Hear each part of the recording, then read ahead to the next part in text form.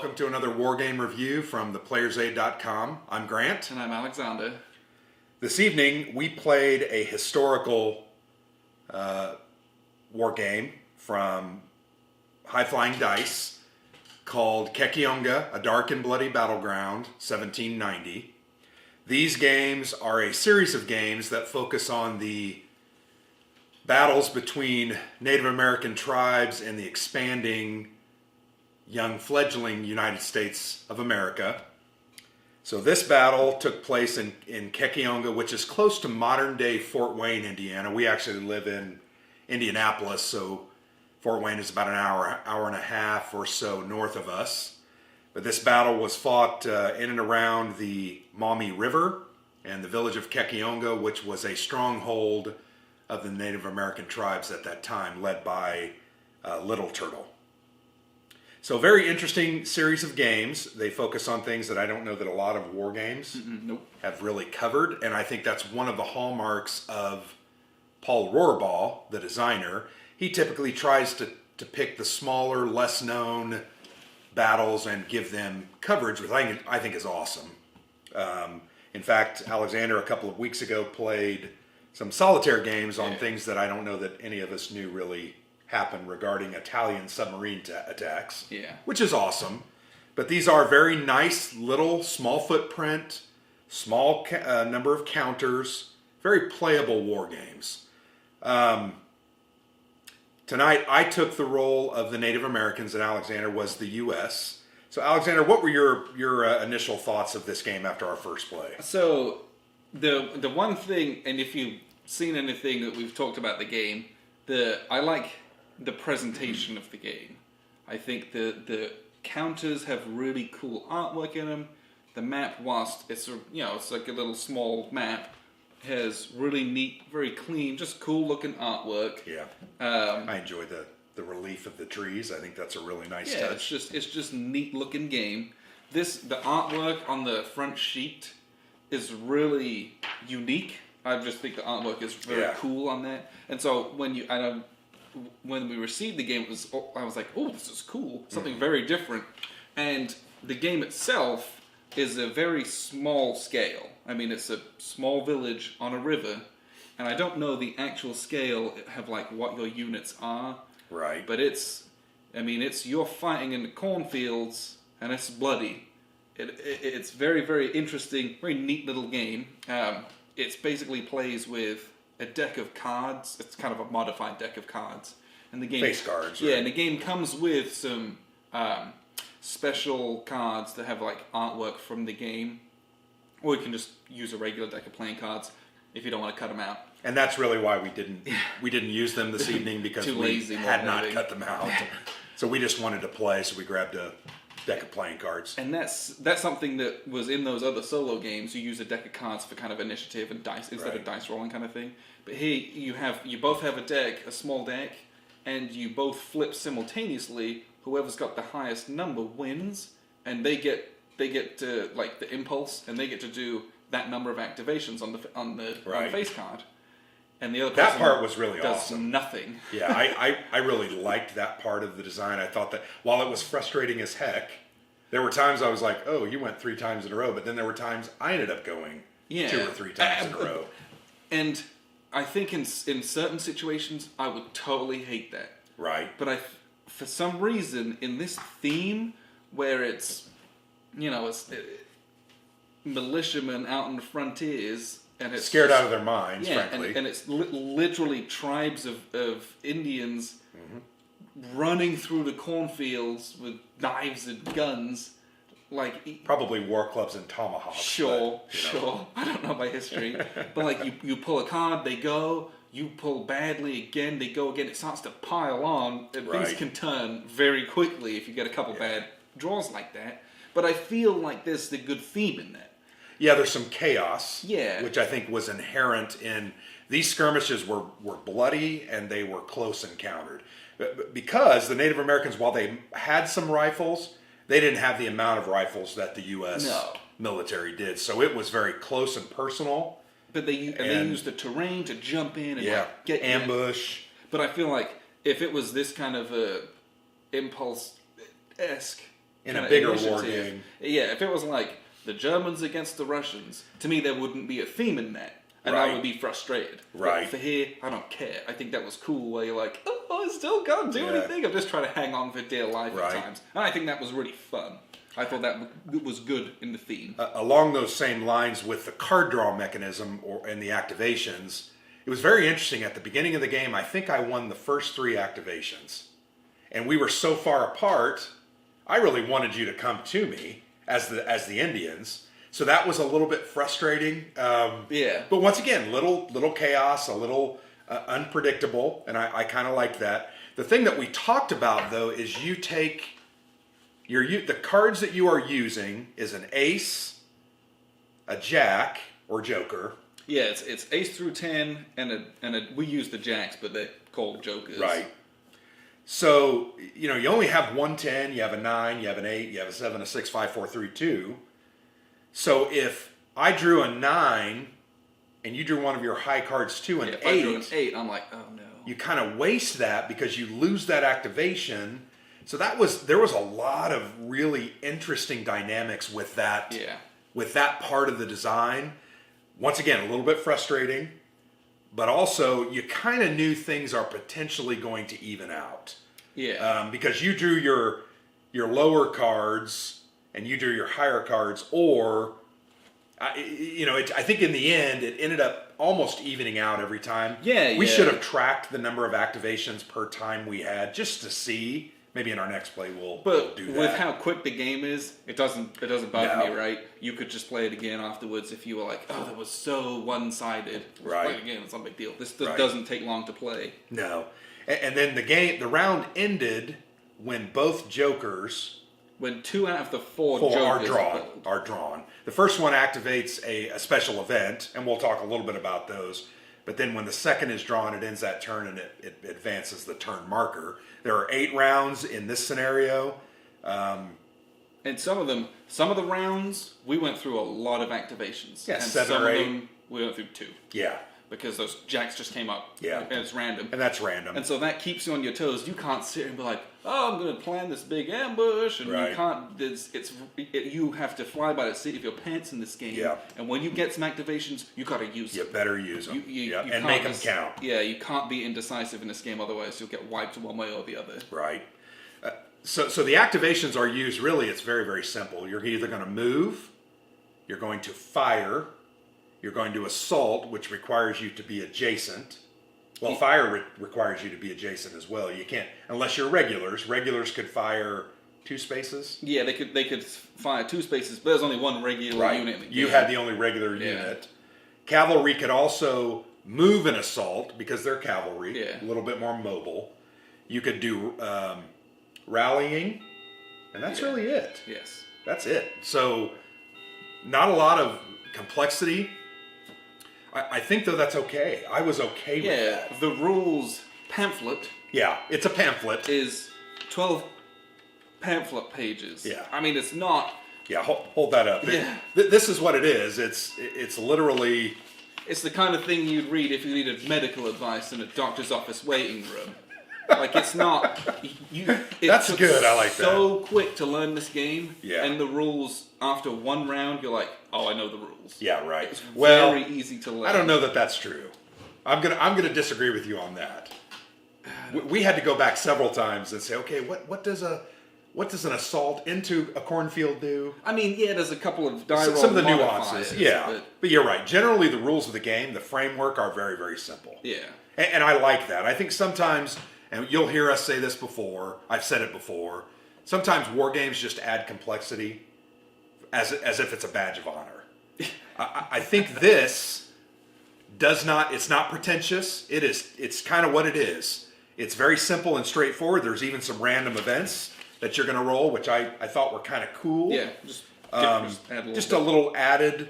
And as far as reductions, you're going to take, your first hit is going to be a disruption, which really doesn't do a whole lot. It does give you negatives to attack if you're disrupted. You're then on your second hit going to be reduced. You're going to flip your counter. I think every unit had a reduced side. Yeah. So they're all going to be reduced. And then on a third hit, you're then going to become routed. But you'll have chances to rally in future rounds, and on a fourth hit, that unit's going to be eliminated. So it really took 4 hits to kill. And if you looked at our dead pile, there are 3 Indian warriors in the dead pile, 1 U.S. leader, a regular, and a militia. That's it. 6 total dead units. Now, I'm going to be honest, I rolled like crap. Oh, yeah. And you rolled really well on your rallies, I thought. Yes. For the most part. This could have been a massacre of the most epic proportions from a Native American standpoint. And the it just US didn't work out that way. I could have had no US units on the board very easily. So that was interesting. But I think there's a lot of really cool elements here. What was your favorite, other than the card mechanism, what element did you like about movement, attack, those kinds of things? Because I thought there was a lot of neat things there. I think the whole cornfields thing, and that's evocative of the artwork out here, is a little bit terrifying. Yeah. That because the Native Americans, they get bonuses to doing assaults, and the U.S. basically can only do like fire attacks, which take negatives when they're in the cornfields. Yes. It's a cornfield, and so if you get drawn into the cornfields, oh man, it's so bad. But you have to, and that's what because we ended of the up way at that the the end, map is drawn out, and the way that you move around the board. You got to get in there and you got to do it, and it's just so bad. But I think that's so cool. Just I don't know. It's very evocative. Yeah. Imagining this kind of a combat, so different from all the other war games that I've played. Right. Very, very different feel that I get from this. Yeah. Very personal. Agreed. Very scary. I'm glad I wasn't around for this kind of thing. Like I said, I mentioned that the U.S. soldiers would have been cowering in their boots. They were mostly farmers and merchants, and they had just been drafted or else volunteered. They weren't hard, crack trained units with amazing equipment. They were scared out of their mind. I enjoyed the leader bonuses and the leader elements, where if the unit they were with or stacked with took a hit, they had an option of becoming wounded. You had to roll a die on odds odd, wounded, nothing happened. Evens, you got wounded. That didn't happen a whole lot, but that was kind of a neat element, I thought. So you wanted to get your leaders in there because they give bonuses, but they're not going to last long if you're going toe to toe. Everything's on the front lines in this game. Right. You don't have anyone in the back like, you get to come out and it's not that. What's something you didn't like about the game? What didn't I like? If I didn't like something, it's that sometimes the game's a bit small. Yeah. So the hexes, there's probably a normal hex size, but there's no stacking. Basically, you can stack a leader, and then sometimes you get the disruption markers, and so you get a lot of pieces clustered. Sometimes it's a little bit fiddly at times. And then you're putting the disrupted markers on top of units. I mean, you can put them under them, but it's just it's a mess. And I know you spent a lot of time cutting out the counters. I did. Arts and crafts time, which was actually kind of fun. It was therapeutic. I enjoyed that. That's something that you have to do. The counters are mounted, but you're going to have to cut them out, and they're not perforated. You're literally going to have to get either a straight edge and an X-Acto knife. We had a pre-cutting trimming thing that I used. But then you got to use some scissors and pretty them up, and then I did clip them. But components I think are pretty solid. Yeah. This is an $11 game, and for an $11 game, this is amazing. Great game, especially because of the art. I think it's Niels. I want to say, I'm going to butcher the name, but I think it's Niels Johnson. Is he on the front cover, maybe? No. Nope, it's not. Anyway, excellent job. Very evocative art that helped us feel the theme. Yeah. Loved the front. If I had to say there was one thing I didn't like, I think the only thing I really, truly didn't like was the initial setup was very frustrating to me because I didn't know what to do. A lot of times... Would you know better doing it a second time? I think there's no doubt that I would, but I think anytime games like that, your first play, I'm not saying it should be easy to understand what you should do, but as we read those rules, I was like, I don't know what I should be doing. But now I understand a lot better what I should be doing. I should be running to the north, getting away from you. No, I'm kidding. But no, I think that was the only element I didn't enjoy. Sometimes it's very clear what you should be doing. It's very clear where you can set up. You can set up in any cornfield, woods, or The camps. camp hex. That's half the board, right? So it made it a little difficult. You had a very specific area that you came into. Yeah, basically. And it made it pretty clear, okay, you're going to have 4 units over here, 3 units here, and 2 there. I don't know. For me, it was, now I would know much better, though, how to do that. We're going to just take a very quick look at the board, and then we're going to come back with some final thoughts. So here's a look at the map. As you can see, it's just this little small kind of paper map. You'll use, like we said, the modified decks of cards. I've got those out over here on the side. And each player, he says messing it up, each player has a deck, and it's ace through 10, and a jack. We use a jack, but it's called a joker, in 2 suits. So you have 22 card decks, one for each player. And like we said, so you both flip simultaneously. So the US player pulled a 6, and the American player pulls a 9. So the Native American player has the impulse, and they get 9 activations. They'll do 9 actions, and then that's it, you go again. They pull a 3, and the US player pulls a 1. It's not good, so the Native American player gets 3 more, and you go again. They get a 5 and a 2. This would be very, very bad, but you keep going on each turn until, and I've already pulled them here probably, until you start pulling the jacks. So when you pull a jack, the first jack to get pulled, you perform a random event. And the random events are just, it's a d6 that you roll, and it gives you things like a reroll, or you get to heal a reduced unit. That's very rare. Those kind of things. Very simple. The second time you get a jack pulled, I'm trying to find one. Ooh. There it is. Boom. As soon as the second jack is pulled, you don't do activations, and the turn moves up 1 on the track. And there's 8 turns. That's the length of the game. Sometimes, seriously, we had a jack pulled on the first pull, and then 1 pulled on the third pull. So we only had 1 kind of series of activations in 1 turn. So sometimes it moves up very, very quickly.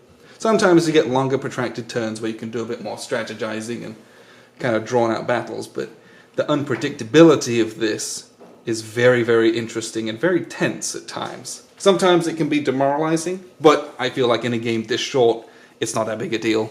Like if this was a longer, more involved, super heavy strategic level game, that would bug me. But this takes an hour and a half to play at the most, really. So this is really fun and very tense. I really enjoyed that. So this is kind of the final setup of what we had. We had some guys that were killed. And basically everything ended up being drawn out in these cornfields down here, which was very bad for the US player, because they don't do well in the fields, and the Native American player can defend a little bit better in there, and they can assault out of a cornfield hex and get good bonuses doing that as well. So this was bad on the US part. But if you look at the counters, they're very simple. So here's kind of a look at some of the Native American counters. You got these great little pictures, good artwork on them. If I can get them in focus, that is. Nope, no I cannot. Well, let's do this. There you go. So really cool artwork, and then they have a reduced side where they get weaker, and they kind of grayscale. That's them. And then the US player, they have kind of 3 different colored units. They got green, like a yellow mustard, and then blue. The different kind of sections. There's 3 different leaders. They have Hall, Willis, and McMillan. McMillan and his militia units were killed in our battle. That wasn't great. But the combat's very simple. You will literally roll a die. So a fire attack, you just have to roll equal to or less than your combat value, which is a 3. So you roll the dice, d6, boom, you rolled less than, great. The enemy gets disrupted. The second time they take an attack, oh, you hit again, sure. They then get reduced, so they're now weaker. And then the third time, this disruption gets flipped to a routed. In this situation, if you can't rally these guys, at the end of your turn, they're going to move 2 spaces back towards your edge of the board. If they ever retreat off the edge of the board, then they are eliminated for the purpose of victory points. So they basically are killed effectively, and so they're gone forever. So combat's really that simple. If you have a leader, so let's get out. Here we got this leader, little Native American war chief who's a reinforcement. This is his kind of active side. If he is stacked with a unit, you'll get a bonus to your die roll, so make it easier for you to hit. But if you are ever attacked with a leader in your hex and you take if you get disrupted, your leader's going to roll to get a wound. Like we said, odds, nothing happens. If you roll evens, he gets flipped to his wounded side. You don't get those bonuses anymore. So you want to make good use of your leaders and kind of getting them into combat and attacking aggressively, but then maybe get them out of harm's way so they don't take wounds back, that kind of thing. Cavalry, you've got 2 cavalry units. They move much further, but they only have assaults, which are much harder to do. They just have a weaker value. It's harder for them to do attacks. So it's a little bit risky, but you can kind of outflank people with those. That's nice. And the real fun stuff are the assaults. When the Indians, or the Native Americans, when they're attacking out of woods or out of cornfields, they kind of just jump out of their hidden positions. They get bonuses to their assault rolls, and so that's much easier for them to kind of jump you. So that's really cool. You got to be really careful about where it is that you're going on the map. And frankly, that's really it. You can rally guys. You know, if he's got a leader there, you're just trying to roll your morale. Boom, that was a terrible roll. If you roll equal to or less than your morale, you can get rid of a disrupted marker, or you can change a routed marker to a disrupted marker, depending on what they've got. But that's it. The mechanics are extremely simple. The board isn't massive. Most units have 2 or 3 movement points, so a couple activations and you're on top of each other. It really is that quick. And that's what I like in a game like this. It's quick. It's called the Dark and Bloody Battleground for a reason, because you will quickly kind of wet your blades. It's going to get very violent very quickly. So that's the kind of look at this. Again, very simple mechanically. Very happy with that. We'll go wrap up with some final thoughts. So, Alexander, what's your final verdict on this game? Yeah, for an $11 game, you can't go wrong with this. Right. Frankly, you just got to put in the time to cut out the counters, and you got yourself a really fun, neat war game. This is also an excellent solitaire game. There is no hidden information, and the activations are randomly done by the cards. Just drawing cards. So you just draw the cards and you do your best move possible. Yeah. So this is a great solo game. I would highly recommend it for that as well. Yeah. Well, and it's quick playing too. Yeah. I think really, while there are 8 turns, those turns can be very quick. They can be very quick in succession, to be honest. Yes. You're not going to slug it out for 3 hours. I think we played it in an hour and a half. If you would be very hard pressed to do that, because with the amount of kind of those Joker cards in here, right, they're going to come up. Yeah, there's 4 they're definitely in going to come up. 20 deck cards basically. Yeah, so they're going to come up. I agree with you. I think for $11.95, I think is the final price. This is an excellent game. It's a game that you can put in your collection. You can bring it out once in a while. Play it solitaire, get a friend. It's easy. You're not going to have to spend hours reading the rules. And once again, I love games that are covering a topic that really isn't covered very often. This was a totally new thing for me, especially at this very intimate scale. Now, I, as a youth, I loved Native American history. I read tons of books on some of these battles. So for me, I was very interested in this and really enjoyed it. The final score was 10-7. The Indians won. Yeah. Very close. It came down to you had more reduced units than I did. So the scoring elements were pretty interesting. We didn't talk much about morale, but I think the morale was interesting. I think there's a lot of neat little, very simple design elements here that make this a very playable game. So if you enjoyed the video, go ahead and like and comment below. Let us know what you think.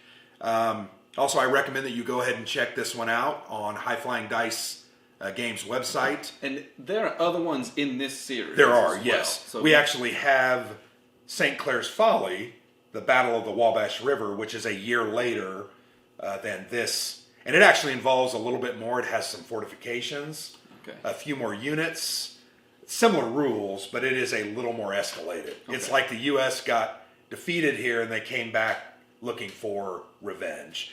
So yeah, and I think he has plans to do more. Yeah, well, and I would play those too. Right, so I know he's going to work on those. But yeah, go to their website, check it out. We also did an unboxing of both the games together, St. Clair's Folly and this together. You can check those out, and I think they're pretty interesting. But I'm Grant. And I've been Alexander. And we're the Players Aid. We're the Players Aid.